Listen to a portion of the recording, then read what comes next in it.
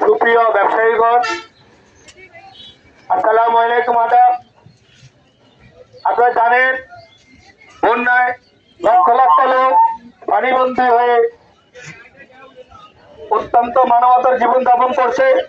কেউ অনাহারে অর্ধাহারে খেয়ে না খেয়ে মৃত্যুবরণ করছে। এরা আমার ভাই বোন বন্ধু, আপনাদের ভাই বোন বন্ধু, এদের পাশে দাঁড়ানো আমার আপনার সকলের দায়িত্ব।